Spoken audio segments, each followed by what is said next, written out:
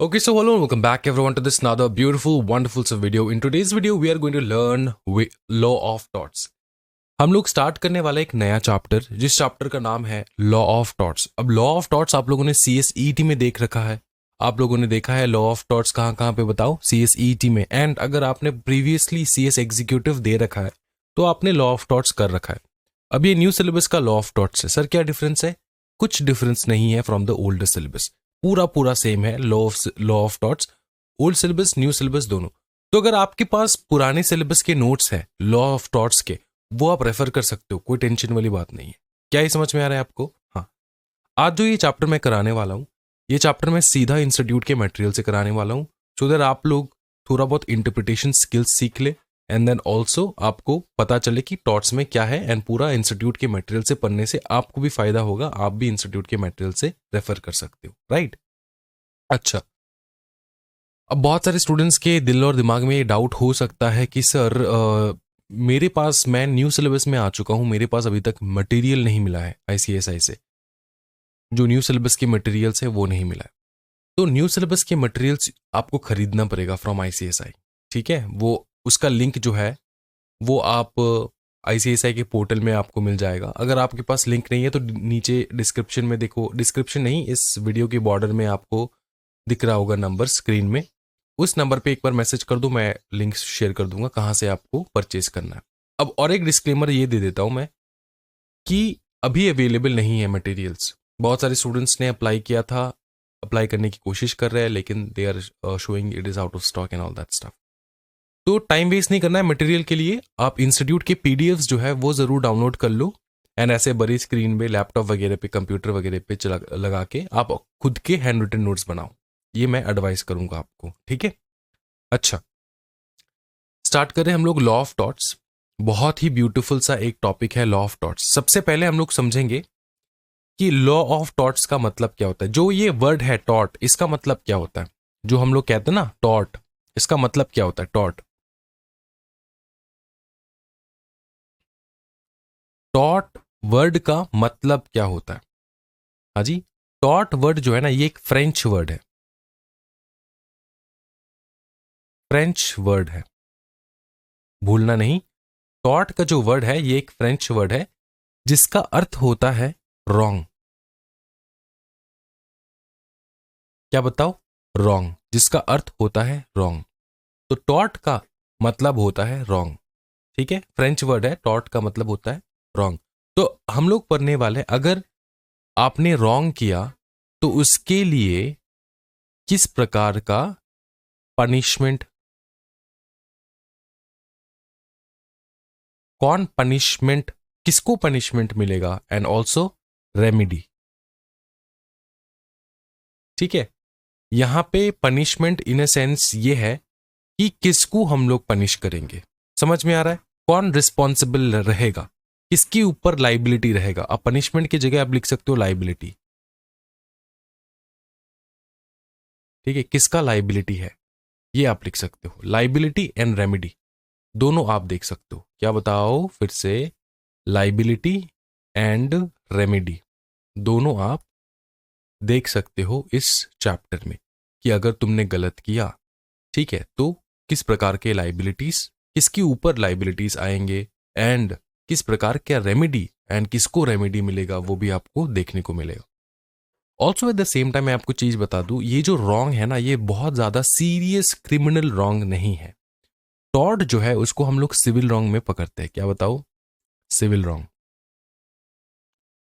अब civil wrong में पकड़ने से एक चीज ये होता है कि यहां पे तुमको मेंस रिया,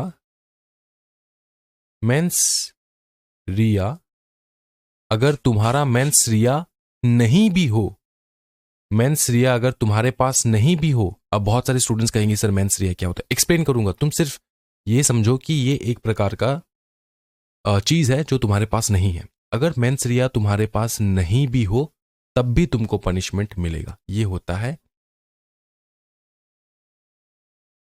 सिविल रॉन्ग। अगर तुम्हारे पास मेंस रिया नहीं है तब भी तुमको पनिशमेंट मिलेगा सिविल रॉन्ग में। क्रिमिनल रॉन्ग में क्या होता है? क्रिमिनल रॉन्ग में क्या होता है कि अगर तुम्हारे पास मेंसरिया है, अगर तुम्हारे पास मेंसरिया तभी जाके तुमको पनिशमेंट मिलेगा। ठीक है, अगर तुम्हारे पास मेंसरिया नहीं है तो तुम पनिशमेंट से बच सकते हो। ये होता है क्रिमिनल रॉन्ग। ये सीरियस वाले क्राइम है और ये थोड़े कम सीरियस वाले क्राइम है। समझ में आ रहा है? मेंसरिया क्या है सर? मेंसरिया समझो। मेंसरिया, मेंसरिया का अर्थ होता है मंशा, इंटेंट। मंशा, इंटेंट, ये दोनों वर्ड जो है तुम्हारे ब्रेन से रिलेटेड है। ब्रेन से रिलेटेड है। जो भी तुम क्राइम कर रहे हो, जो भी तुम रॉन्ग कर रहे हो, ठीक है, क्या वो तुम इंटेंट से कर रहे हो या विदाउट इंटेंट कर रहे हो, वो होता है मेंसरिया। समझ में आ रहा है? सुनो अच्छे से। मेंसरिया का मतलब होता है, मेंसरिया का मतलब होता है, क्या होता है बताओ? हाँ जी, कि तुम कोई भी रॉन्ग कर रहे हो, वो रॉन्ग कर रहे हो, तुम कोई भी रॉन्ग कर रहे हो, क्या बताओ? तुम कोई भी रॉन्ग कर रहे हो, वो रॉन्ग करने से तुम सिर्फ गिल्टी नहीं बन जाते, तुम्हारे ब्रेन में वो इंटेंट होना होगा। ठीक है, तुम्हारे ब्रेन में वो इंटेंट होना होगा। समझ में आ रहा है? तुम्हारे ब्रेन में वो गिल्टी माइंड होना होगा। क्या बताओ? Guilty mind.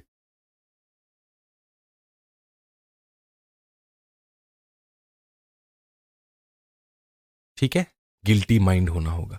गिल्टी माइंड मतलब इंटेंशन से तुम क्राइम करोगे, तब जाके होगा वो मेंसरिया। अब मेंसरिया को और अच्छे से समझो। मेंसरिया इसका मतलब क्या होता है सर? मेंसरिया, मेंसरिया कहता है सिर्फ तुमने किसी भी प्रकार का रॉन्ग किया, इसके वजह से तुम गिल्टी नहीं हो जाते। तुमको रॉन्ग, तुम गिल्टी तभी हो पाओगे अगर तुम्हारे दिमाग में गिल्टी माइंड है। मेंसरिया मतलब guilty mind. Guilty mind, guilty mind कब होगा? जब तुम इंटेंशनली कुछ चीजें करोगे, कुछ रॉन्ग करोगे। अगर विदाउट इंटेंट तुमने रॉन्ग किया, समझ में आ रहा है, तब तो गिल्टी माइंड नहीं है। अगर विदाउट इंटेंशन तुमने किसी का मर्डर कर दिया सेल्फ डिफेंस में, तो गिल्टी नहीं हो तुम।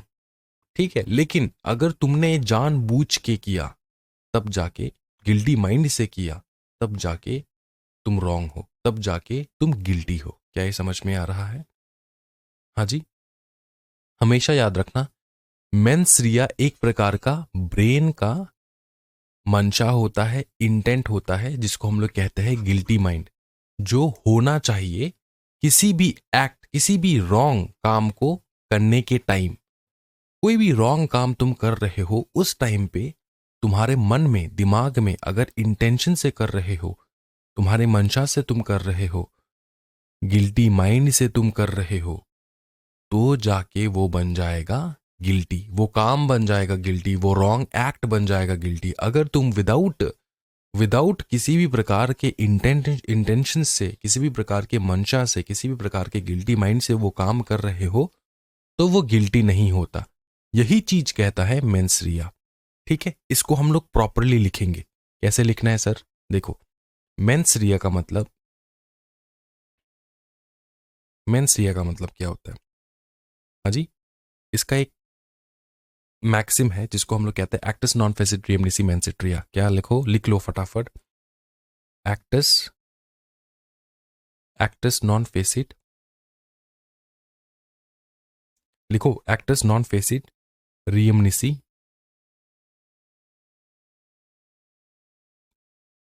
मेंसिट्रिया। लिख लो फटाफट। Mains seat Riya.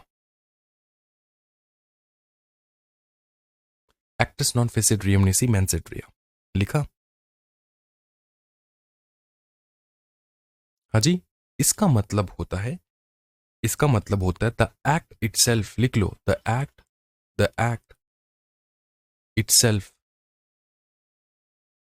The act itself does not, या फिर शॉर्टकट में लिखो, the act itself creates no guilt. The act इटसेल्फ creates no guilt in the absence of a guilty mind. In the absence of a guilty mind. Guilty mind. इसका अर्थ क्या है sir? इसका अर्थ ये होता है कि कोई भी तुम काम कर रहे हो, कोई भी तुम रॉन्ग काम कर रहे हो, वो काम क्या बताओ ना, गिल्टी वाला काम नहीं हो जाता जब तक कि ना तुम उसको गिल्टी इंटेंशन से करो। अगर तुम्हारे मन में गिल्टी इंटेंशन से तुम कर रहे हो, तभी जाके वो काम गलत होता है, तभी जाके वो काम क्या होता है, गिल्टी वाला काम होता है, क्रिमिनल काम होता है। समझ में आ रहा है? The act itself does not creates no guilt. The act itself does not creates no guilt मतलब कोई भी काम तुम कर रहे हो वो खुद ब खुद गिल्ट प्रोड्यूस नहीं करता जब तक कि ना तुम्हारे माइंड में गिल्टी माइंड हो। इन the absence of a guilty mind, in the absence of guilty mind. क्या ये समझ में आ रहा है? हाँ जी, हाँ जी। अब एग्जाम्पल के तौर पे समझाता हूं। ये तुम हो नेहा, ये तुम हो नेहा, ठीक है? ये तुम हो नेहा। अब नेहा जो है वो रात के 11 बजे पीएम, ठीक है, किसी अंधेरी जगह से गुजर रही थी, ऐसे करके जा रही थी, ऐसे ऐसे जा रही थी। घर उसका है यहाँ पे है घर, और यहाँ से यहाँ रोड खराब है तो उनको घूम के जाना पड़ रहा है, ऐसे ऐसे घूम के जा रही थी। और अचानक से इस पॉइंट पे, ठीक है, उनके ऊपर एक जानलेवा हमला होता है। दो रॉबर्स आए, रॉबर्स, ठीक है, दो रॉबर्स आए बंदूक लेकर आए और बोले पैसा निकालो, जितना भी पैसा है निकालो। उनने पैसा रख दिया जमीन पे। जैसे पैसा जमीन पे रखा, उन लोगों ने इनके ऊपर गोली चलाना शुरू कर दिया। और नेहा तो थी मार्शल आर्ट वाली लड़की, ठीक है, इन्होंने गोली को डॉज करके उनका बंदूक उनके हाथ से लेकर उन्हीं को फायर कर दिया, ठीक है। और जो बगलर्स थे, जो भी तुम्हारे थेफ्ट थे, थीफ थे, वो क्या हो गया बताओ? ऑन द स्पॉट डेड हो गया उनका, ठीक है। सेल्फ डिफेंस पे उन्होंने क्या किया बताओ ना, उनको मार डाला। तो एक चीज बताओ, क्या नेहा जिम्मेदार है? आंसर है नो। क्योंकि जब वो कार्य कर रही थी ना, जब वो ये वाला कार्य कर रही थी, किसी को मारना गलत है, हाँ जी गलत है। किसी को मार डालना गलत है, हाँ जी गलत है, ठीक है। लेकिन जब वो कार्य कर रही थी, सिर्फ उसने इसको मार डाला, इसकी वजह से ये गिल्टी नहीं है। ये गिल्टी तभी होगी अगर उसने गिल्टी इंटेंशन से मारा, ठीक है। इन्होंने तो सेल्फ डिफेंस पे इनको मार डाला, ठीक है। तो ये गिल्टी कहां से है? ठीक है, सिर्फ तुम उनको देखो, किसी भी इंसान को मार डालना पाप है। तो उन्होंने क्या किया? पाप काम किया। नेहा पाप काम कर रही है, ठीक है। अब वो गिल्टी तभी होगी, the act itself creates no guilt. वो गिल्टी नहीं है। उसने उसको मार डाला, फिर भी वो गिल्टी नहीं है। क्यों नहीं है? क्योंकि during the process of firing the thieves, ठीक है, वो उनके मन में कोई भी गिल्टी इंटेंशन था ही नहीं। उन्होंने सिर्फ अपने आप को बचाने के लिए ऐसे फायर किया। क्या ये समझ में आ रहा है? इन the absence of A guilty mind, जब वो कार्य कर रही थी, तब उनके अंदर गिल्टी माइंड था ही नहीं, एब्सेंट था। समझ में आ रहा है? अब ये जो गिल्टी माइंड वगैरह है ना, ये मेंस रिया देखा जाता है क्रिमिनल एक्टिविटीज में। क्रिमिनल एक्टिविटीज में ये सब देखा जाता है, ठीक है। क्या ये समझ में आ रहा है? टॉर्ट्स में नहीं देखा जाता, ठीक है। सर इतना कुछ पढ़ाने के बाद आप कह रहे हो कि टॉर्ट्स में इसका काम नहीं है। हाँ जी, टॉर्ट्स में इसका काम नहीं है। मेंस रिया जो है टॉर्ट्स में देखा नहीं जाता। अब होता ये है, एग्जामिनेशन में अगर केस लॉ वगैरह तुमको दे दिया, केस लॉ नहीं, केस स्टडी वगैरह दे दिया बना के कि ऐसा ऐसा बात है, बताओ ये उसने टॉर्टियस क्राइम किया है कि नहीं, तो तुमको आंसर तो देना होगा ना। तो तुमको पता तो करना होगा कि मेंस्ट्रिया यहाँ पर है नहीं है। अगर नहीं है तब भी, अगर क्वेश्चन में बोल दे कि मेंस्ट्रिया नहीं है, बेचारा निर्दोष है, तो टॉट्स में वो सब नहीं देखा जाता। टॉट्स में मेंस्ट्रिया है नहीं है, तुमको तो भरना होगा। एग्जाम्पल के तौर पे सर समझाओ, एग्जाम्पल के तौर पे तुम समझाओ। सुनो, ये तुम्हारा घर, ये तुम्हारा घर, ठीक है। घर के सामने एक बड़ा सा जैक फ्रूट का ट्री, ठीक है, ऐसे बड़े बड़े जैक फ्रूट्स जो है ट्री में लगे हुए हैं, ठीक है। और ये तुम्हारा घर का बाउंड्री, तो मतलब ट्री जो है ये आधा रास्ते के ऊपर है। और एक अबला नारी जा रही थी, अचानक एक जैक फ्रूट उनके सर पे गिरी और वो बेहोश हो गई, ठीक है। हॉस्पिटल लेकर गई इनको, और खर्चा आया कम से कम 3,000 का, 3,000 रुपीज का खर्चा आया। अब ये लेडी कह रही है कि ये जो तुम्हारा घर है, ठीक है, ये जो इस घर में जो रहता है, जिस जो ओनर है इनका, ठीक है, इस ट्री का, उनको पैसा भरना होगा, उनको पैसा भरना होगा, क्योंकि वो रास्ते से जा रही थी, भेलपूरी खा रही थी, और अचानक से उन्हीं के ट्री का जो है जैक फ्रूट है वो उनके सर पे गिर गई। क्या ये समझ में आ रहा है? तो ये क्या है बताओ ना। अब क्या इस घर में जो बंदा रहता है, मोदू, मोदू, मोदूराम, ठीक है, ये बंदा, ये बंदा, बताओ ना, ये बंदा कह रहा है कि नहीं, मैंने तो कुछ किया ही नहीं, मेरे इंटेंशन से कुछ हुआ ही नहीं, मैंने कुछ गलत काम कर ही नहीं रहा था, ठीक है, मेरा तो गिल्टी माइंड है ही नहीं, मैंने पढ़ा था guilty mind, guilty mind, guilty mind तो मेरा था ही नहीं, मैंने कुछ किया ही नहीं। लेकिन फिर भी इसी बंदे को भरना पड़ेगा, क्योंकि ये सिविल रॉन्ग है। तुम्हारे पेड़ का, तुम्हारे टेरिटरी के अंदर जो तुम्हारा पेड़ है, इससे अगर कोई जैक फ्रूट गिर के किसी को भी नुकसान हो रहा है, ये तुम्हारा रिस्पॉन्सिबिलिटी बनता है। ये सिविल मैटर होता है, सिविल कोर्ट में जाता है, सिविल कोर्ट में जाता है, सिविल मैटर होता है। और यहाँ पे मेंस रिया नहीं देखा जाता, कोर्ट में मेंस रिया नहीं देखा जाता। क्या ये समझ में आ रहा है? सिविल मैटर्स में मेंस रिया नहीं देखा जाता। क्या ये समझे? हाँ जी, क्या ये समझे बाबू? बाबू बोलो ना, क्या ये समझे तुम? कोई दिक्कत वाली बात नहीं है। तो अब तुमको डिफरेंस समझ में आ रहा है, सिविल रॉन्ग एंड तुम्हारे क्रिमिनल रॉन्ग्स में क्या डिफरेंस है? अब तो ये मोदू भैया कह सकते कि नहीं नहीं नहीं, मेरा तो कोई गिल्टी इंटेंशन नहीं है, लेकिन फिर भी उनको तो भरना होगा ना, उनको तो पेमेंट करना होगा ना। 3,000 का उनको खर्चा आया भाई, उसकी जैक फ्रूट, उसको ध्यान देना था। तुम्हारे पेड़ का जैक फ्रूट किसी के ऊपर गिर गया तो तुमको नुकसान तो होगा ही, है ना? समझ में आ रहा है? तो ये होता है तुम्हारा मेंस रिया, जो सिविल रॉन्ग में कोई काम नहीं है मेंस रिया का, ठीक है। तुम्हारा मेंस रिया हो नहीं हो, सिविल रॉन्ग में उसका कोई काम नहीं है, तुमको पनिशमेंट मिलेगा। तुमको एक्चुअली पनिशमेंट नहीं होता सिविल रॉन्ग में ना, ये जो टॉर्ट्स पढ़ रहे हैं ना हम लोग, यहाँ पे पनिशमेंट वगैरह नहीं होता, यहाँ पे होता है तुम्हारा रियम्बर्समेंट, ठीक है, तुम रियम्बर्स कर देना पैसा। समझ में आ रहा है? कंपेंसेशन, कंपेंसेशन, कंपेंसेशन, ये सब होता है टॉर्ट्स में। समझे भाई मेरे? कंपेंसेशन वगैरह ये समझ में आ रहा है? और अगर तुमको पनिशमेंट 1 साल का जेल, वो सब क्रिमिनल मैटर्स हो जाता है, वो क्रिमिनल एक्ट हो जाएंगे, बड़े बड़े एक्ट, ठीक है। चोरी करके तुम भाग गए, वो टॉर्ट नहीं होता भाई, तुम चोरी करके भाग गए, वो क्राइम है, वो क्रिमिनल एक्ट के तहत तुमको पनिशमेंट मिलेगा। समझ में आ रहा है? वहां पे मेंस रिया देखा जाता है कि तुमने सही इंटेंशन से किया या फिर रॉन्गफुली तुम्हारे हाथ पे उनका पर्स आ गया था, तुमने ध्यान नहीं दिया, उनका ब्रीफ केस तुम्हारे हाथ में आ गया, तुम्हारे पास सेम ब्रीफ केस था। इस प्रकार से ना मेंस रिया ढूंढा जाता है क्रिमिनल एक्ट में, लेकिन सिविल एक्ट में नहीं ढूंढा जाता। क्या ये समझ में आ रहा है? हाँ जी, ओके, समझे बाबू? अब हम लोग करेंगे सीधा इंस्टीट्यूट के मटेरियल से। कोई भी दिक्कत आएगा, डाउट आएगा, हम लोग यहाँ पे ब्लैंक पेज में आके एक्सप्लेन कर दूंगा मैं, कोई टेंशन वाली बात नहीं है, ठीक है। सबसे पहले हम लोग देखेंगे law of torts. Law of torts में सबसे पहले हम लोग जो देखने वाले हैं वो है हमारा, ओके, टॉर्ट्स का मीनिंग मैंने समझा दिया। ये इंट्रोडक्शन बेकार है, इसको तुमको इग्नोर कर लेना है, इसको नहीं करना है इंट्रोडक्शन। मैंने इंट्रोडक्शन दे दिया जितना देना था, ठीक है। Elements of tort. टॉर्ट क्या है? टॉर्ट एक प्रकार का, सर अभी हम लोगों ने पढ़ा है, एक प्रकार का सिविल रॉन्ग है टॉर्ट, ठीक है।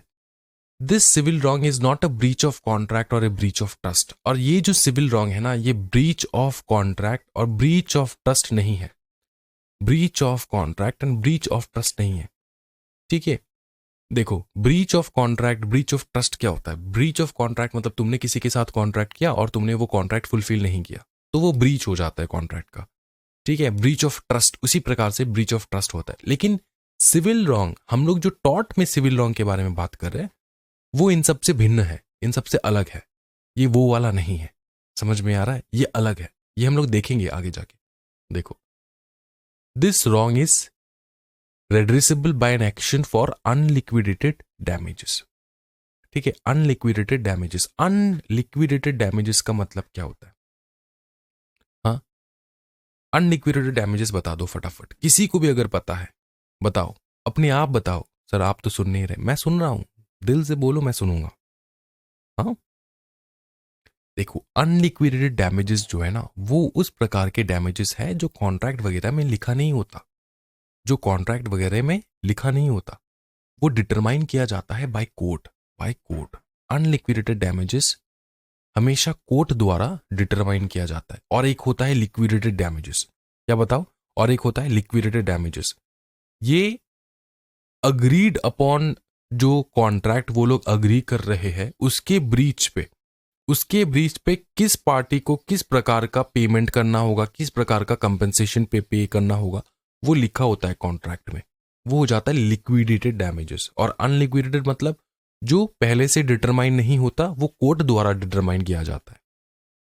ठीक है, लिक्विडेटेड डैमेजेस क्या होता है? अगर लिखना है तो लिख सकते हो, मैं पूरा तुमको डेफिनेशन बता देता हूं। लिक्विडेटेड डैमेजेस लिख के ना, DAMAGES, डैमेजेस लिख के यहां पे लिख सकते हो, पहले लिख लो, this are damages specified and agreed upon by the parties involved in a contract. ठीक है, intended as a predetermined amount, predetermined amount, predetermined amount to be paid if any one party breaches the contract. Contract को breach करने पे जो payment तुमको करना है, जो कंपेंसेशन तुमको पे करना है, वो लिखा होता है पहले से, वो होता है लिक्विडेटेड डैमेजेस। और अनलिक्विडेटेड डैमेजेस वो डैमेजेस होते हैं जो पहले से प्री डिटरमाइन नहीं रहता, वो कोर्ट द्वारा डिटरमाइन किया जाता है। तो इसी का ऑपोजिट तुम लिख सकते हो फॉर अनलिक्विडेटेड डैमेजेस। क्या ये समझ में आ रहा है? हाँ जी, ओके। डैमेज एंड डैमेजेस, ओ यहां पर है देखो, लिक्विडेटेड। अच्छा, डैमेज एंड डैमेजेस का मतलब, damage means the legal loss और violation of legal right, that is infringement of legal right. Legal right का डैमेज होना, लीगल राइट का वायोलेशन होना, लीगल लॉस होना, ठीक है, वो कहा जाता है हम लोग डैमेज। डैमेजेस का मतलब होता है मॉनिटरी, पिक्यूनरी, कंपेंसेशन और compensation in terms of money. Further the damages में be liquidated and unliquidated damages. तो डैमेज एंड डैमेजेस के बीच में दो डिफरेंट जो है यहाँ पे मीनिंग डेफिनेशन बता रखे हैं। डैमेज का मतलब होता है ऊपर ऊपर से लीगल राइट को वायोलेट होना, ठीक है, लीगल राइट, लीगल लॉस होना, legal right, legal loss, legal loss and legal right का वायोलेट होना, लीगल राइट का वायोलेट होना। ठीक है, अब लीगल राइट जैसे कि तुम्हारा प्राइवेसी, प्राइवेसी एक प्रकार का लीगल राइट है, ठीक है, लीगल राइट है। तो कोई अगर तुम्हारे घर में घुस रहा है, तुमको प्राइवेसी नहीं दे रहा है, वो एक प्रकार का लीगल राइट का वायोलेशन होता है। तुमको मॉनेटरी कोई नुकसान हुआ नहीं, वो आ जाएगा डैमेजेस में। डैमेजेस में हम लोग कहेंगे, damages means monetary, pecuniary, pecuniary मतलब वही पैसे का, ठीक है, कंपेंसेशन और compensation in terms of money. Further the damages में भी, इस डैमेजेस में हम लोग लिक्विडेटेड भी हो सकते हैं, अनलिक्विडेटेड भी हो सकते हैं। मतलब कुछ डैमेजेस ऐसे हो सकते हैं जो अग्रीड अपॉन पहले से, एंड कुछ डैमेजेस ऐसे हो सकते हैं जो कि बाद में कोर्ट द्वारा डिटरमाइन किया जाता है। ठीक है, देखो, liquidated and unliquidated damages. Liquidated damages means predetermined और fixed compensation for some loss. For example, in case of breach of contract, the damages are known as predetermined by parties. ठीक है, damages पहले से parties प्रीडिटरमाइन कर रखता है कि कोई भी कॉन्ट्रैक्ट फुलफिल नहीं किया तो ये भरना होगा, ठीक है, प्रीडिटरमाइन किया जाता है। और unliquidated damages refers to damages which are not predetermined or determined by parties, they are not known beforehand, तो वो कोर्ट द्वारा किया जाता है, ठीक है, कोर्ट द्वारा किया जाता है। अच्छा, जय लक्ष्मी सॉल्ट वर्क्स जो है ना, इसके ऊपर मैंने एक रील बनाया। कहाँ पे बनाया? हमारे इंस्टाग्राम चैनल पे। वो चेकआउट करना है आपको 100%। तो ये तुम्हारा केस लॉ सॉल्व हो जाएगा। तो ये तो हम लोग रील से कर लेंगे केस लॉ। नेक्स्ट जो टॉपिक है हमारा वो है kinds of tortious liability and general conditions. So अब हम लोग करने वाले हैं kinds of tortious liability and general conditions. Kinds of tortious liability, मैं देखता हूं कि साल दर साल बहुत सारे स्टूडेंट्स को बहुत डाउट रहता है कि sir kinds of tortious liability में ना सब जो है डाउटफुल रहते हैं, हम लोग सब कंफ्यूज हो जाते हैं सर कि कौन सा स्ट्रिक्ट है, कौन सा विक्रियस है, कौन सा विक्रियस ऑफ द स्टेट है, इनमें डिफरेंस समझ में नहीं आता सर। तो आप कुछ मदद कर दो। मदद मैं तुमको करता हूं, सुनो अच्छे से, बहुत अच्छे से सुनना है, ठीक है, ध्यान देना है। देखो यहां पे जो हम लोग स्ट्रिक्ट, और ये वाला छोड़ दो अभी के लिए, ये बहुत इजी है, ये ऐसे ही यहां पर दे रखा है उन लोगों ने, इन जनरल है तो ये करेंगे हम लोग। लेकिन ये तीन चीज, इसको बहुत अच्छे से डिफरेंस जो लिख लो तुम, स्ट्रिक्ट और absolute liability, vicarious liability and vicarious liability of the state. Strict और एब्सोल्यूट लाइबिलिटी में लिखो दीज टाइप्स ऑफ लाइबिलिटी, लिखो फटाफट यहां पे लिख दो, ठीक है। These types of liability holds a party responsible for their actions regardless of intent or negligence, regardless of intent or negligence। फिर से लिखो, this types of liability holds a party responsible for their actions regardless of intent or negligence। इसका मतलब ये होता है कि जो भी यहां पे है, जो भी बंदा है जिसके ऊपर स्ट्रिक्ट और एब्सोल्यूट लाइबिलिटी हम लोग कह रहे कि लगेगा, ठीक है, उस बंदे का एब्सोल्यूट एक्शन होना चाहिए रिगार्डलेस ऑफ हिज इंटेंट या फिर नेग्लिजेंस, ठीक है। तुम नेग्लेक्ट किए तुमने या फिर तुम्हारा इंटेंट नहीं था, फिर भी तुम्हारी काम के वजह से तुमने कुछ गलत काम किया, तुम्हारे काम के वजह से तुमको रिस्पॉन्सिबल पकड़ना, ये होता है स्ट्रिक्ट और एब्सोल्यूट लाइबिलिटी। समझ में आ रहा है? हाँ जी, बताओ ना। This type of liability holds a party responsible for their actions, ठीक है, इन्हीं के एक्शन के लिए इन्हीं को रिस्पॉन्सिबल पकड़ना। समझ में आ रहा है? तुमने कुछ गलत काम किया है, तुमको रिस्पॉन्सिबल पकड़ेंगे हम लोग। विक्रियस लाइबिलिटी होता है किसी एक बंदे ने गलत काम किया है जिसके वजह से किसी दूसरे बंदे को हम लोग पकड़ रहे हैं, ठीक है। तो इसमें लिख लो, विक्रियस लाइबिलिटी में लिख लो, This type of liability arises when one person is held responsible for the wrongful act of another, एक ने गलती किया, दूसरे को सजा। समझ में आ रहा है? विक्रियस लाइबिलिटी, क्या ये समझ में आ रहा है? बताओ। हाँ जी, ठीक है, ठीक है, ओके। उसके बाद नेक्स्ट जो लास्ट में है वो है विक्रियस लाइबिलिटी ऑफ द स्टेट। यहां पर विक्रियस लाइबिलिटी और स्टेट सेम है, सिर्फ यहां पे डिफरेंस ये है कि विक्रियस लाइबिलिटी ऑफ द स्टेट में कोई एक गवर्नमेंट ऑफिशियल जो है वो मिस्टेक करेगा, वो गलती करेगा, वो रॉन्ग करेगा, जिसके कारण पनिशमेंट मिलेगा स्टेट को, गवर्नमेंट को पनिशमेंट मिलेगा, गवर्नमेंट को। क्या ये समझ में आ रहा है? पनिशमेंट मिलेगा गवर्नमेंट को। तो यहां पर भी वही है कि किसी और ने रॉन्ग किया और गवर्नमेंट को हम लोग पकड़ रहे हैं, वहां पे स्टेट को पकड़ रहे हैं। और यहां पे विक्रियस लाइबिलिटी मतलब किसी और ने गलती किया और हमको किसी और को पकड़ना, ठीक है। और स्ट्रिक्ट लाइबिलिटी जिसने गलती किया उसी को पकड़ना। क्या ये समझ में आ रहा है? क्या ये समझ में आ रहा है? क्या ये समझ में आ रहा है? क्या ये समझ में आ रहा है? क्या ये बहुत ज्यादा क्लियर है? कोई टेंशन वाली बात नहीं है, बहुत बहुत बहुत ईजी है। चलो ये हो चुका है काइंड्स ऑफ टॉर्टियस लाइबिलिटी। अब देखेंगे हम लोग लाइबिलिटी अगेंस्ट सिविल रॉन्ग। बहुत इजी है, देखो जनरल चीज है। Liability against civil wrong in general. Civil wrong मतलब civil wrong refers to those which satisfies the conditions of liabilities and are remedied, देखो रेमिडेड बाय लॉ, ठीक है। तो कंडीशंस ऑफ लाइबिलिटी को सेटिस्फाई करता है कुछ ऐसे काम। Civil wrong refers to those, उन रॉन्ग को हम लोग सिविल रॉन्ग कहते हैं जो सेटिस्फाई करता है कुछ liabilities, conditions of certain liabilities और जिसके बदले, उस लाइबिलिटी के बदले रेमेडी भी मिलता है। ठीक है, when someone loses money due to the negligence of another, this is known as civil wrong. Damage to property or reputation, failure to fulfill contractual duties, physical और mental harm, ये सब रहता है तुम्हारा क्या बताओ सिविल रॉन्ग के अंदर। क्या ये समझ में आ रहा है? ओके, अब देखो, ये समझ में आ चुका। अब देखो, are all examples of wrongful losses.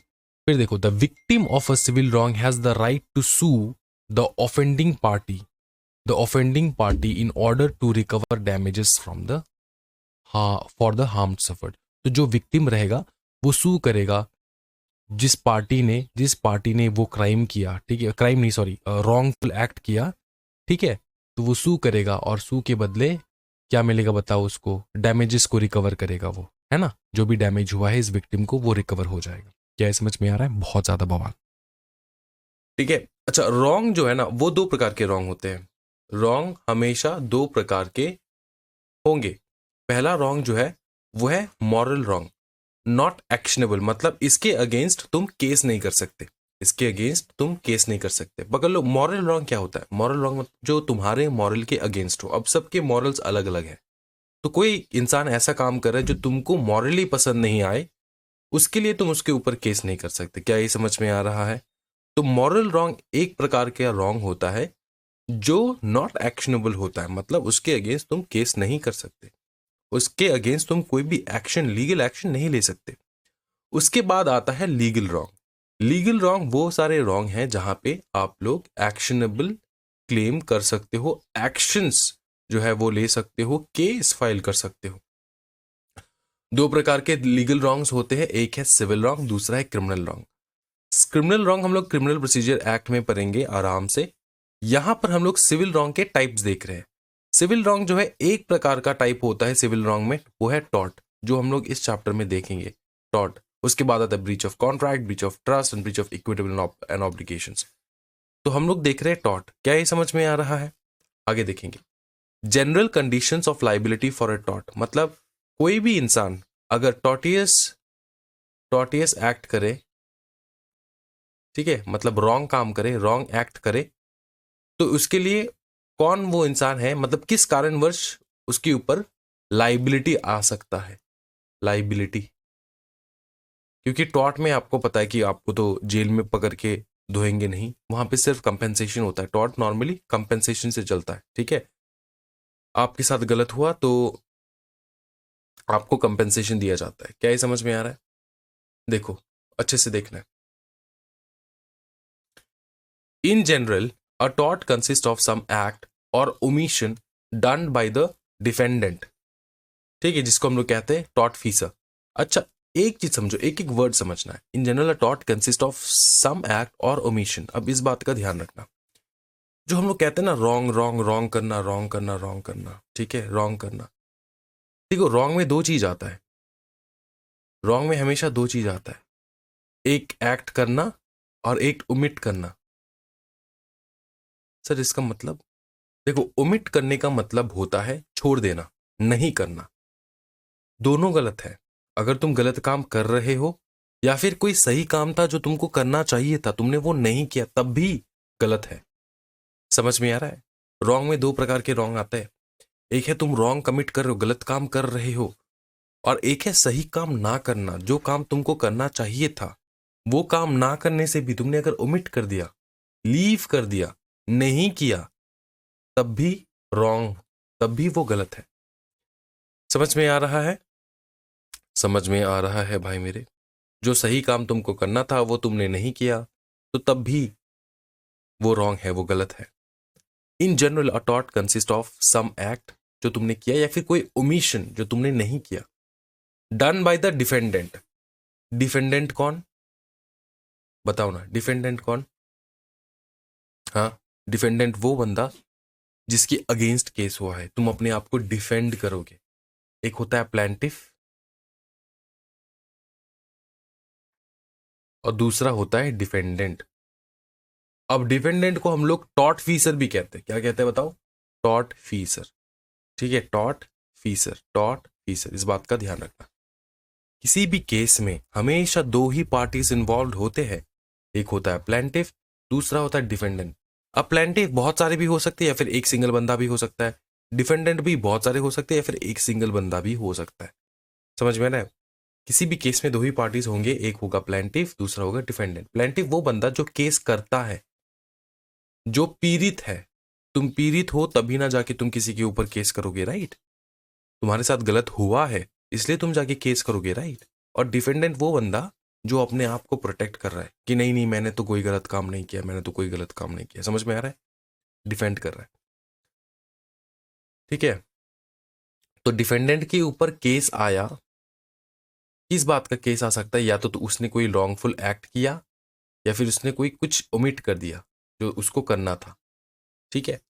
A tort consist of some act और omission done by the defendant.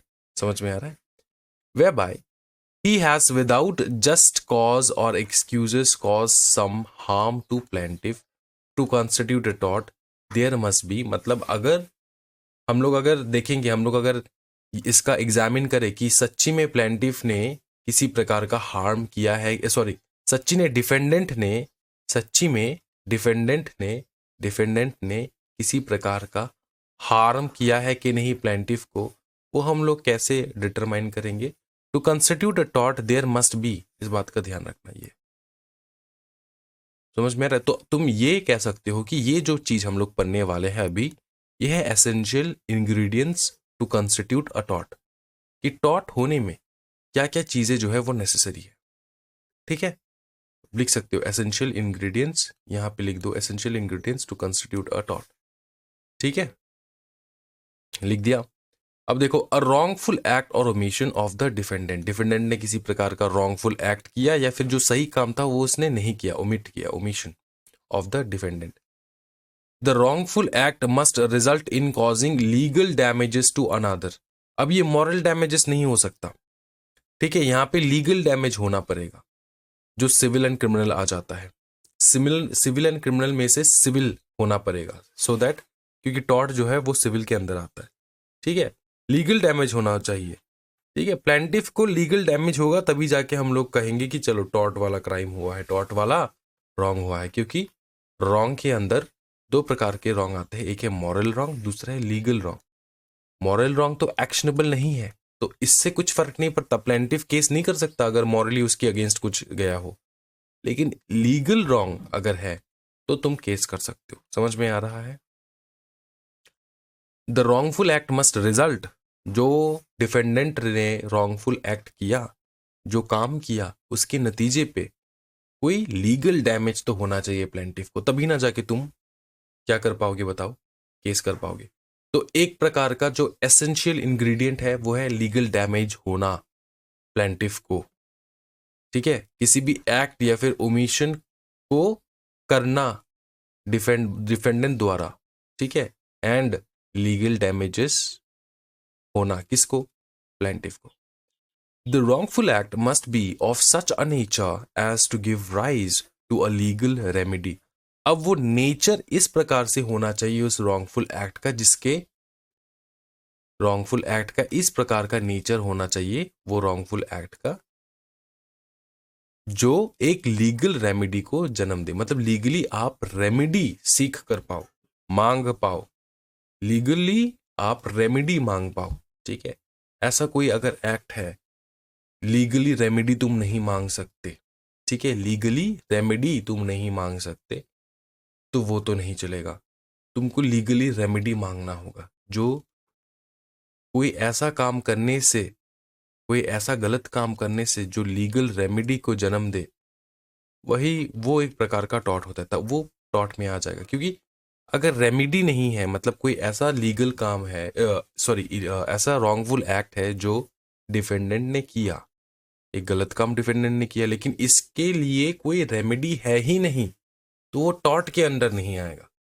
कोई लीगल रेमेडी है ही नहीं तो वो टॉर्ट के अंदर तो नहीं आएगा, किसी और जगह पे चला जाएगा, लेकिन टॉर्ट के अंदर नहीं आएगा।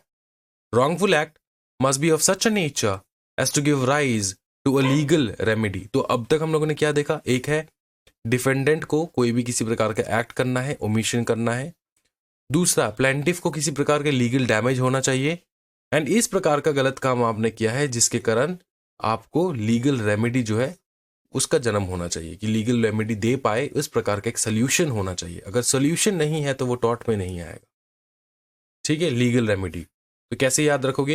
एक्ट और omission, legal damages, legal remedy. ठीक है, एक्ट या फिर omission, legal damages and legal remedy, इस प्रकार से तुम याद रख सकते हो।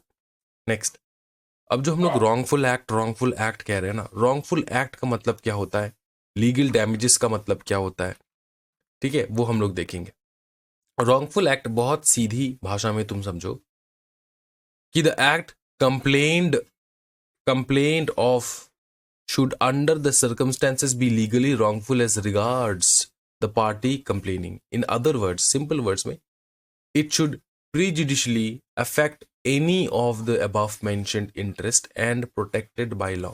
Thus, every person whose legal rights, example, right of reputation, right of bodily safety and freedom, and right to property are violated without legal excuses, has a right of action against the person who violated them, whether loss results from such violation or not.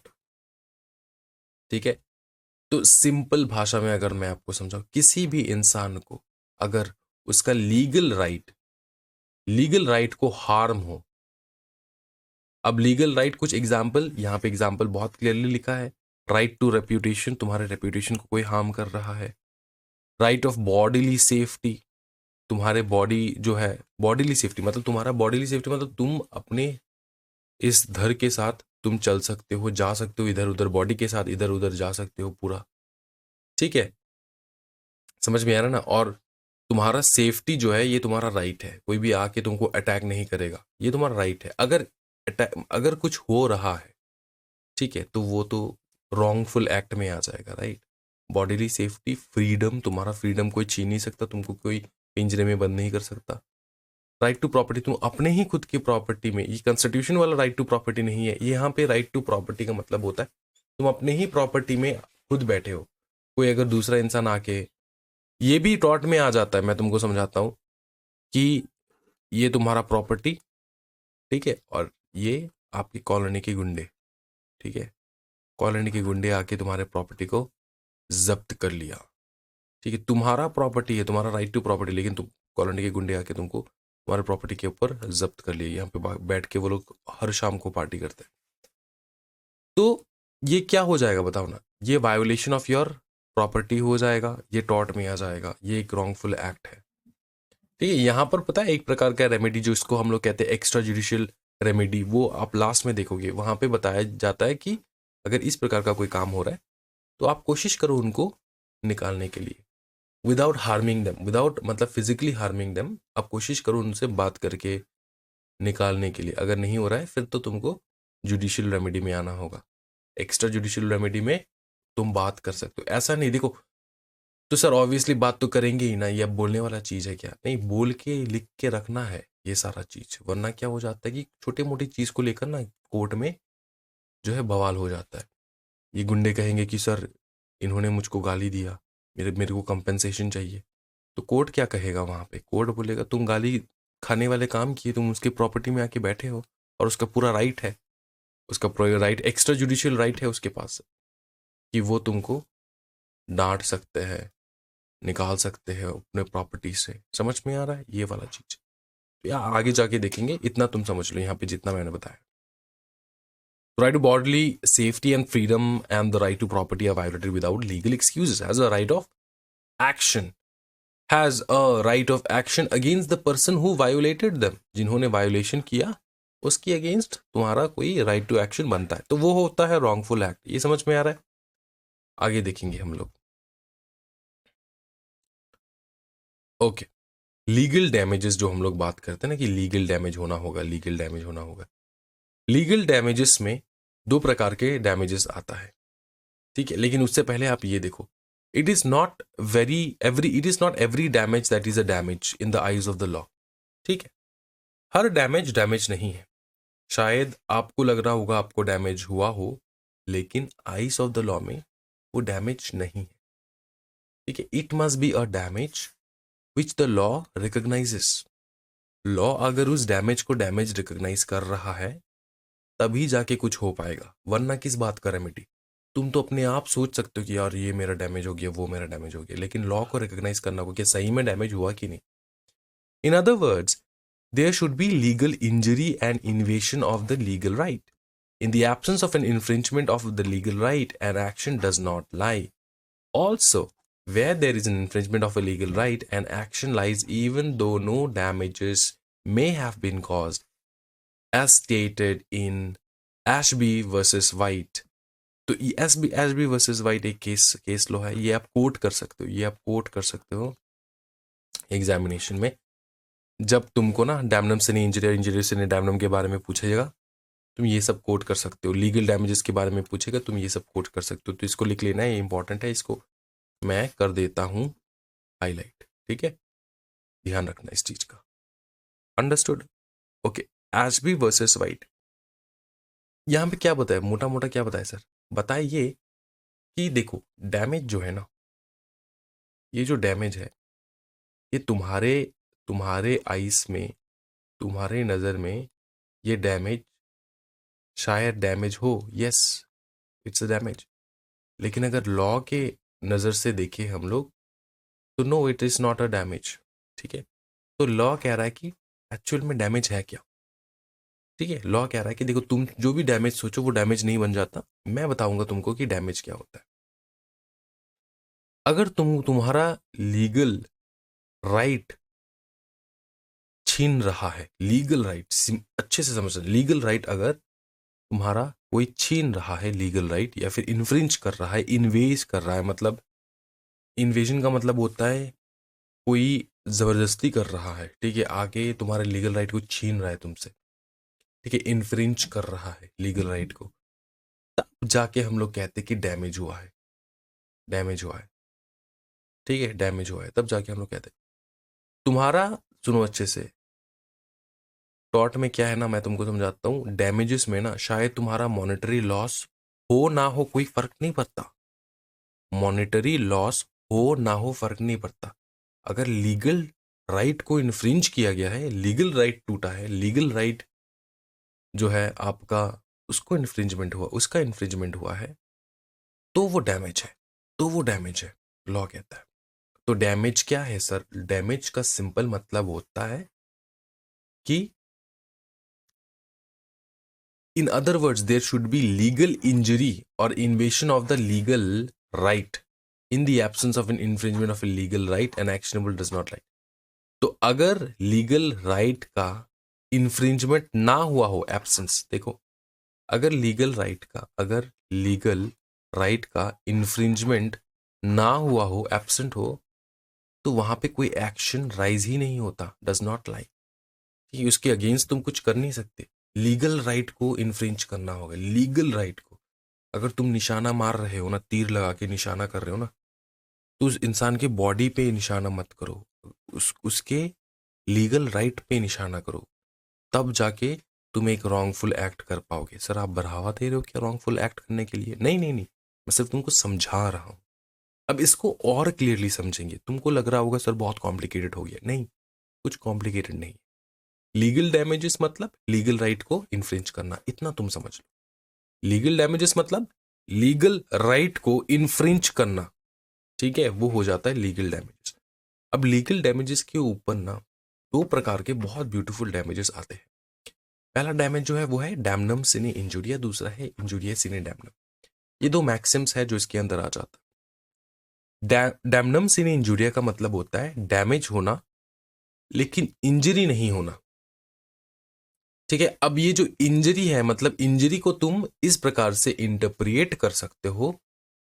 Injury को किस प्रकार से interpret करो? Injury मतलब क्या sir? दर्द, मतलब खून निकल जाना, मतलब कहाँ कहीं पे चोट लग जाना, वो इंजरी नहीं। इन्फ्रिंजमेंट ऑफ राइट, इंजरी का मतलब यहां पे इसका मतलब होता है इन्फ्रिंजमेंट ऑफ राइट, या फिर लॉ को तोड़ना। Infringement of law, infringement of your legal right. ठीक, इसका मतलब होता है इंजरी का मतलब होता है damnum sine injury, damage without violation of law. ठीक है, ये तुम लिख लो, damage without violation of law. Damage without violation of law, ये है damnum sine injuria. Damage without injury, मतलब इंजरी का मतलब होता है violation of law. Violation of law मतलब तुम्हारा लीगल राइट। ठीक है, इसको अलग अलग प्रकार से तुम इंटरप्रेट कर सकते हो। Damage without violation of legal right भी लिख सकते हो तुम। क्या लिख सकते हो? Damage without violation of legal right भी लिख सकते हो तुम। इसको लॉ की जगह लिख सकते हो लीगल राइट। लेकिन तुमको लिखना क्या है? लिखना है damage without violation of law. ठीक है, एग्जामिनेशन में क्या लिखना है? ये लिखना है डैमेज विदाउट इंजरी, प्लस तुम ये भी लिख सकते हो damage without violation of law. ठीक है, अब इंजरी मतलब क्या? मैंने तुमको बताया था वायोलेशन ऑफ लॉ।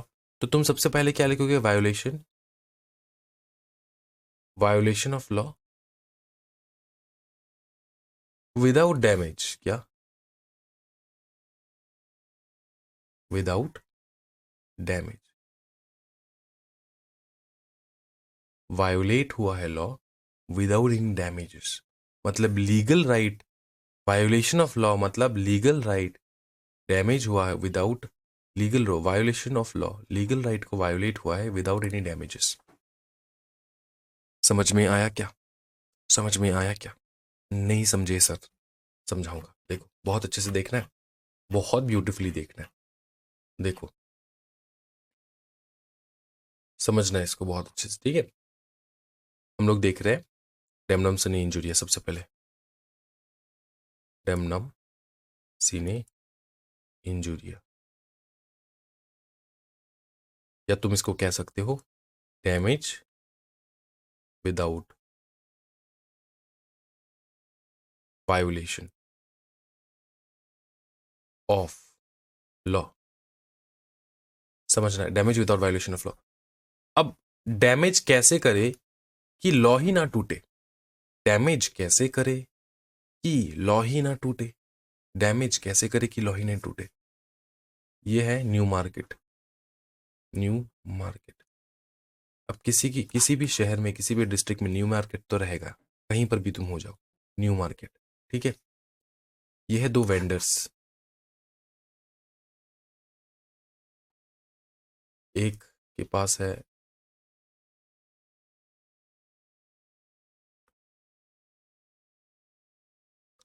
सब्जी,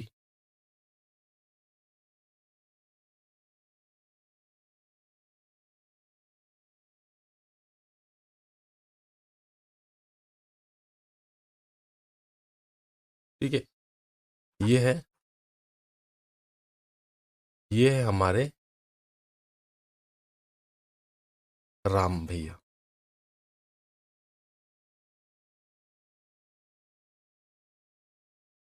ठीक है, ये है हमारे राम भैया। टोपी, टोपा लगाया है भाई ने। ठीक है, कौन सा भाई है सर? ये है हमारा, ये है हमारा, बताओ कौन?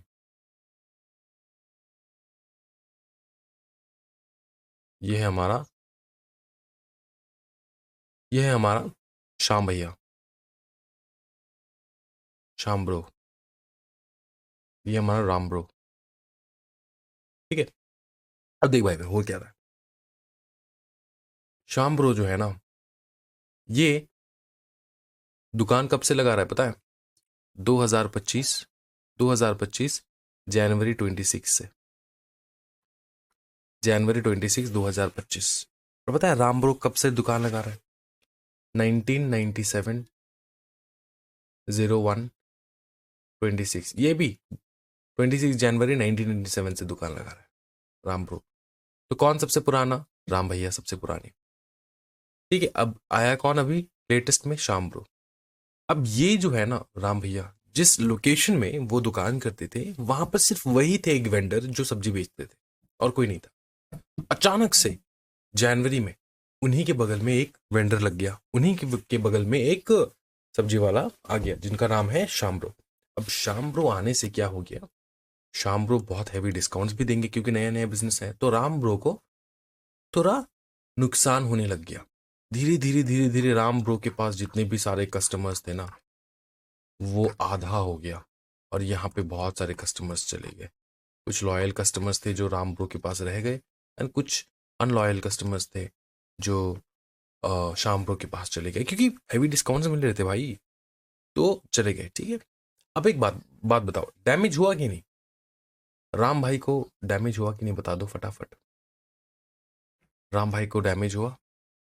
राम भाई को डैमेज हुआ, हाँ कि नहीं, बता दो ना फटाफट, सोच के बताओ, सोच के आराम से, ऐसा मतलब जल्दबाजी में नहीं, आराम से सोच के बताओ। राम ब्रो को डैमेज हुआ कि नहीं, बताओ। राम ब्रो को डैमेज हुआ कि नहीं? अब तो राम ब्रो सैड हो गए।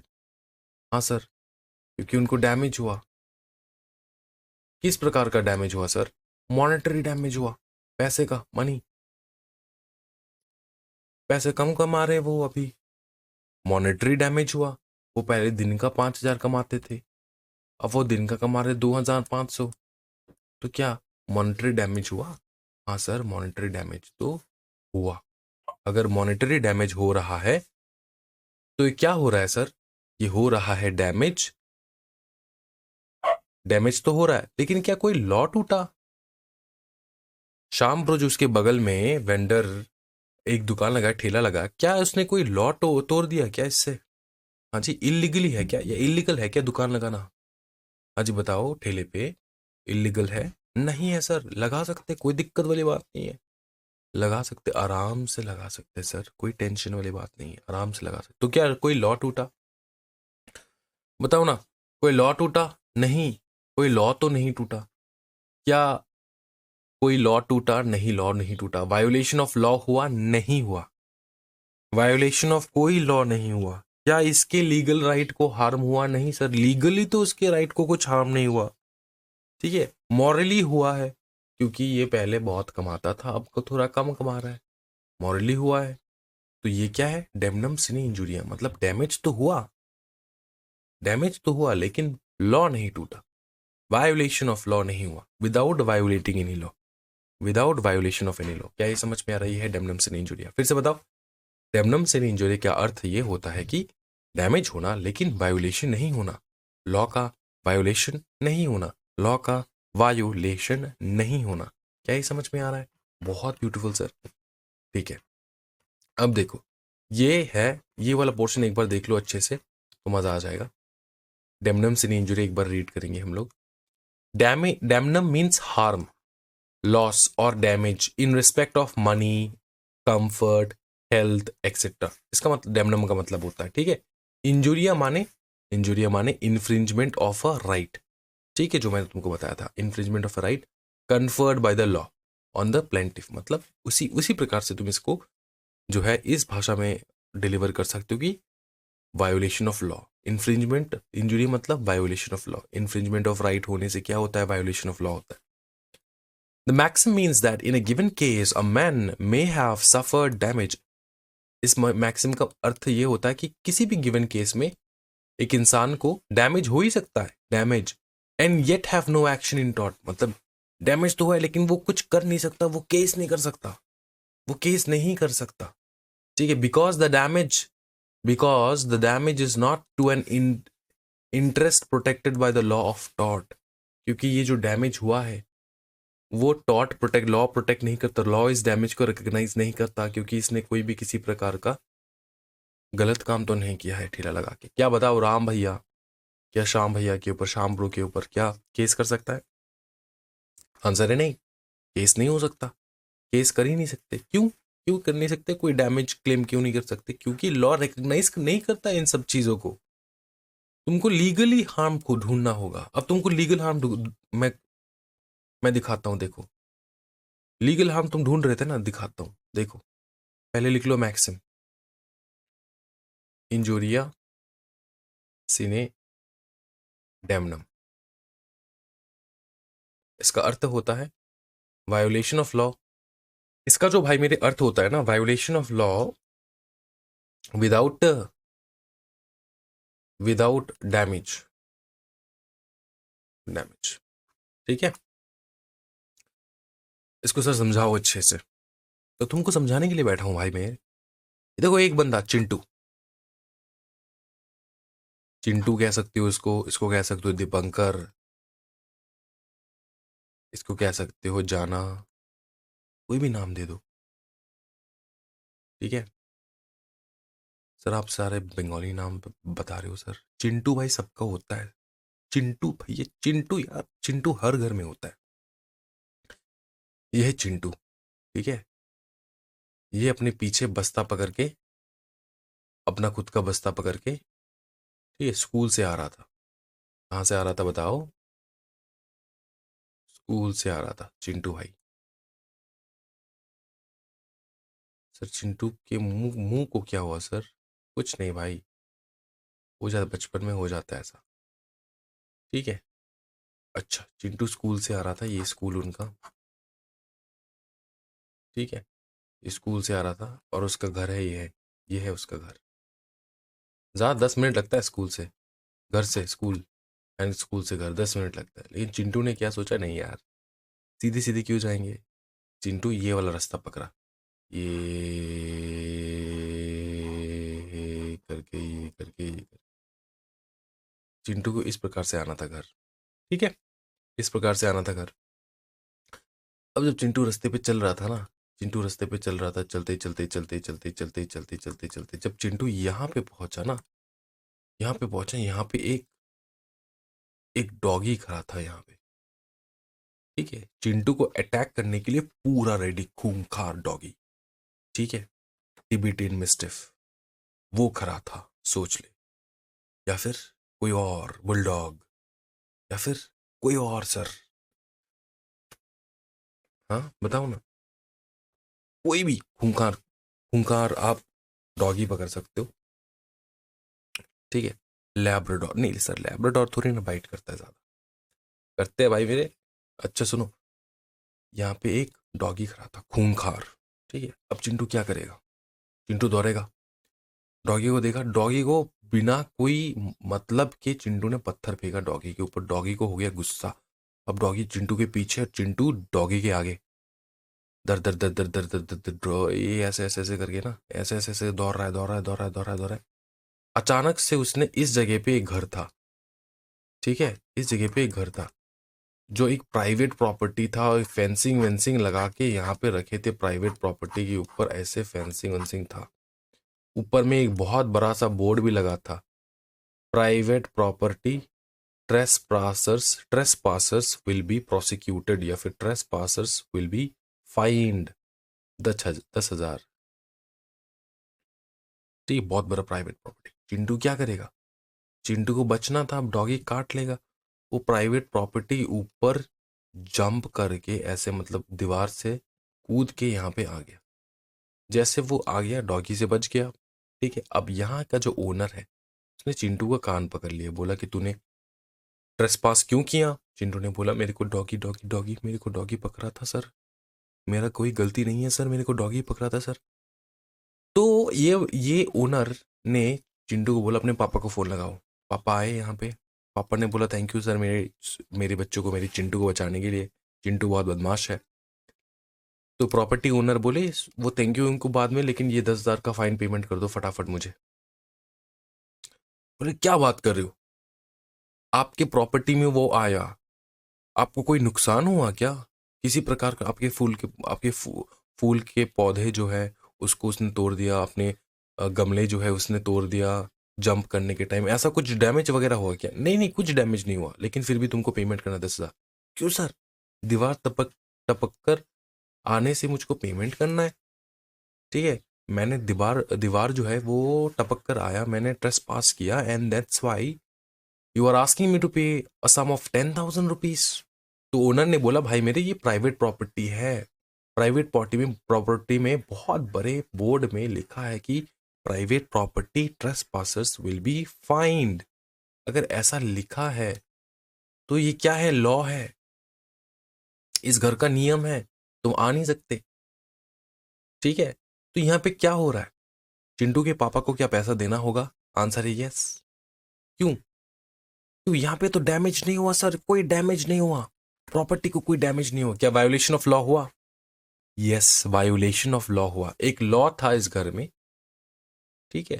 ये ट्रेसपासर्स जो है वो उनके ऊपर फाइन लगाया जाएगा। ट्रेसपास मतलब बिना इजाजत तुम किसी के प्रॉपर्टी में एंट्री लेना, फाइन। तो वायोलेशन ऑफ लॉ हुआ बिना किसी डैमेज के। चिंटू को 10,000 रुपए देना पड़ा, चिंटू के पापा को, एंड चिंटू को घर में अलग से धुलाई।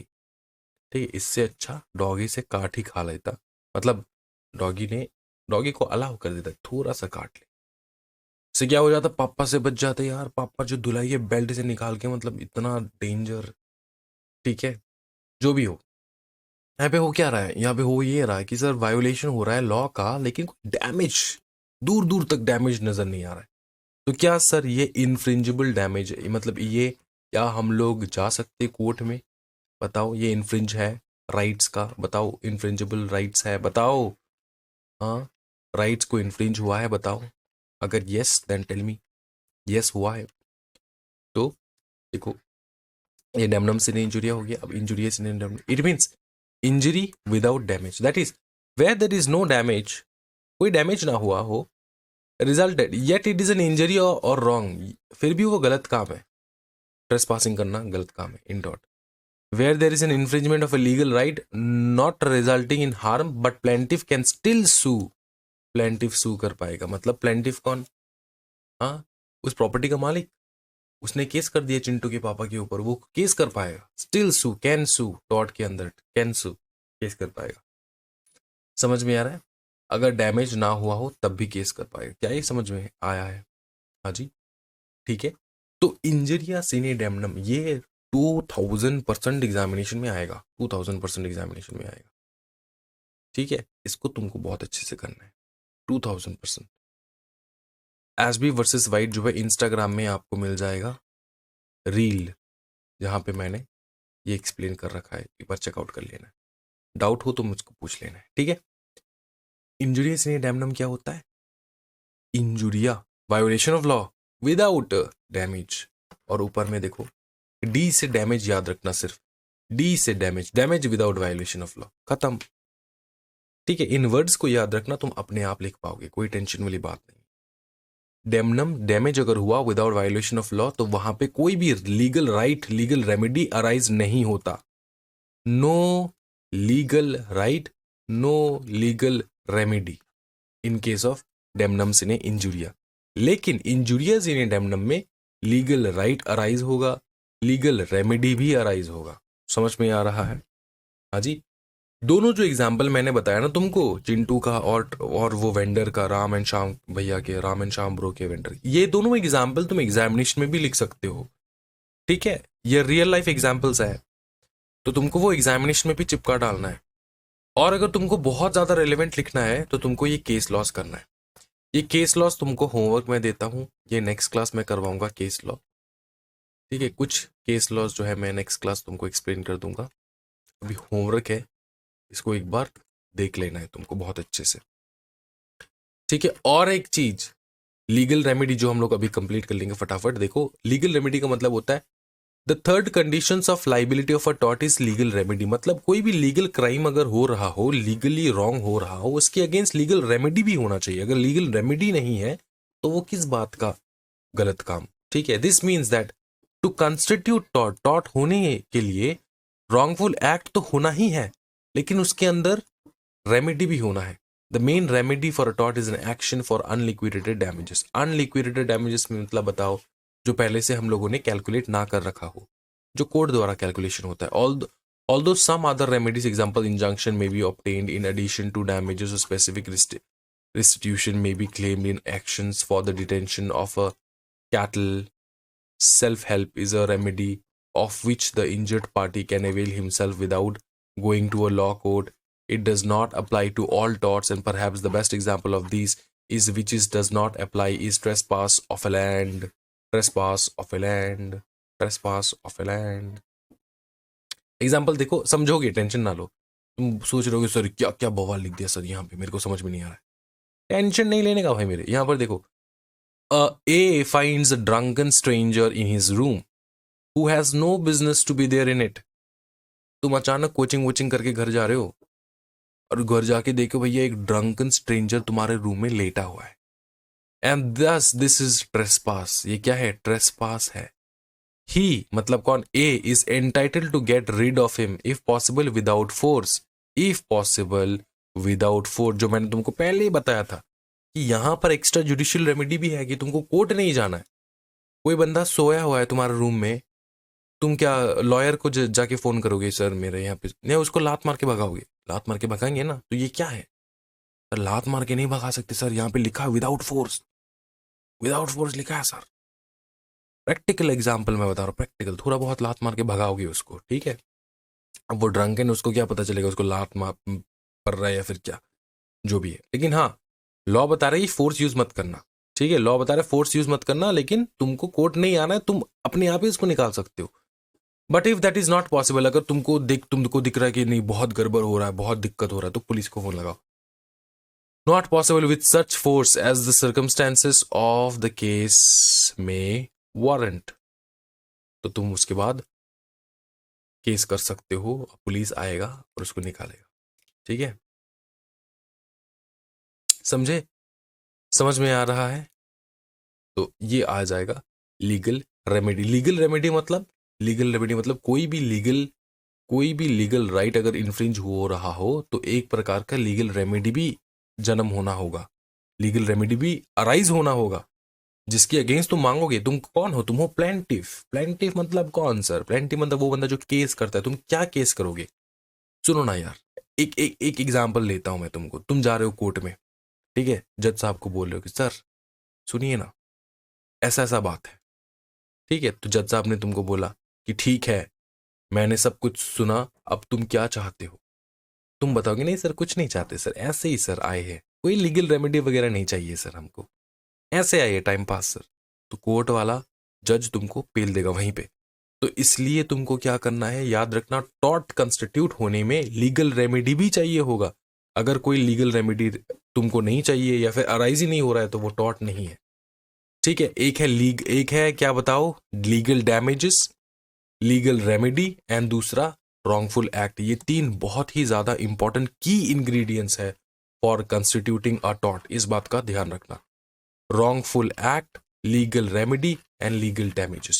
wrongful act, legal remedy and legal damages, ये तीन चीज याद रखना। इससे बनता है टॉर्ट, इससे बनता है टॉर्ट, ठीक है, इससे बनता है टॉर्ट। देखो फिर से देखो ऊपर में, wrongful act, legal damages and legal remedy, जो तुमको मैंने समझाया, legal remedy, legal damages and wrongful act, ठीक है। Wrongful act, wrongful act, wrongful act, क्या ये समझे? क्या ये समझे कि नहीं? बताओ। नहीं नहीं, अच्छे से बताओ, क्या ये समझे कि नहीं? बहुत ज्यादा ही बवाल सर, कोई टेंशन वाली बात तो है ही नहीं सर। तो आज का वीडियो यहीं तक रखते हैं, फटाफट हम लोग नेक्स्ट क्लास करेंगे। कहाँ से करेंगे हम लोग? नेक्स्ट क्लास करेंगे हम लोग बहुत ब्यूटीफुल चीजें देखने वाले। सबसे पहले देखेंगे मेंस रिया, जो हम लोग ने ऑलरेडी देख रखा है, लेकिन फिर भी देखेंगे मेंस रिया। उसके बाद देखेंगे liability without fault, with fault, strict और एब्सोल्यूट लाइबिलिटी। यहां से स्टार्ट होगा एकदम ब्यूटीफुल वाला थिंग। तो आज के वीडियो में इतना ही भाई मेरे। Thank you so much everyone, happy learning guys, bye bye, take care. कोई भी दिक्कत हो, डाउट हो, मैं फिर से बता रहा हूँ, यहाँ पे स्क्रीन पे, यहाँ पे तुमको कुछ नंबर्स दिख रहे होंगे, इस पे मैसेज कर दो। जो भी मैसेज करोगे सब रिप्लाई आएगा, एंड एक एक मैसेज का रिप्लाई आएगा, एंड एक एक डाउट को सॉल्व कर देंगे हम लोग। कोई टेंशन नहीं लेना, एग्जामिनेशन पास करके रहेंगे, ठीक है। दिमाग में कुछ भी डाउट नहीं रखना है। Thank you so much everyone, happy learning guys, bye bye, take care.